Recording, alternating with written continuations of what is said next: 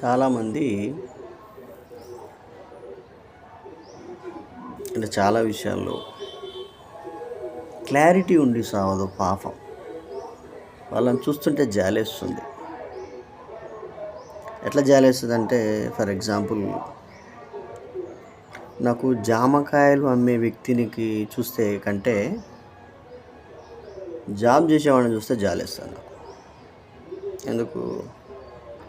వాడి శక్తిని, వాడి ఇంటెలిజెన్స్ని, వాడి టైంని డబ్బుల కోసం అమ్ముతుండు. జామకాయలు అమ్మే వ్యక్తి తన కోసం, తన ఫ్యామిలీ కోసం పని చేస్తుండు, అమ్ముతలేడు. ఇప్పుడు ఆ వస్తువు ఇస్తుండు, అతనికి పోబుద్ది తెలియదు, పోడు, ఇంటికి వెళ్ళిపోతాడు. అతని మీద హైరార్కీ ఏం లేదు, యజమాని చేసేటోడు ఎవడు లేడు. కానీ జాబ్ చేసే వ్యక్తులకు ఖచ్చితంగా హైరార్కీ ఉంటుంది, సమాధానం చెప్పుకోవాల్సింది ఉంటుంది. వాడికి ఇష్టం లేకపోయినా సచ్చినట్టు చేయాలి అంతే. అలా చూసి జాలి పడాలి, ఇక తప్పదు. ఇక కొంతమంది ఉంటారు,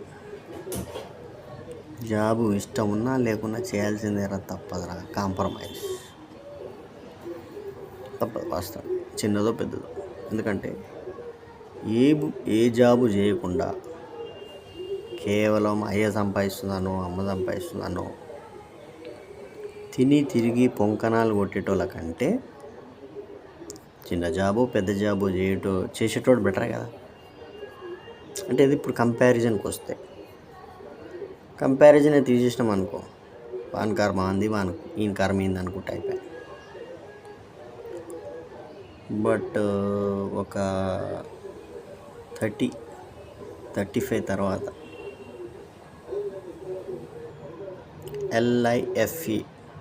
లైఫ్ జీవితం ఈయన మీద అజమాయి చేస్తుంది. అప్పుడు ఎవరి మీద?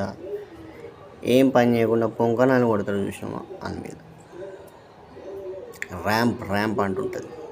సరే, ఆర్థికంగా వెళ్తున్నాడు అంటే ఓకే, ఫైనాన్షియల్గా తోపు మామ అంటే ఓకే. కానీ ఇక్కడ ఏముండదు, తుస్ అంతా.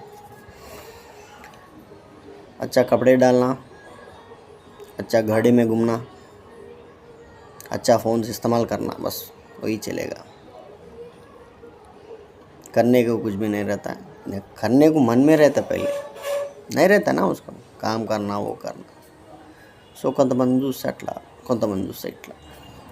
బట్ వానికి ఎందుకు అట్లా అవుతుంది, ఈయనకి ఎందుకు ఇట్లా అవుతుంది తెలియదు.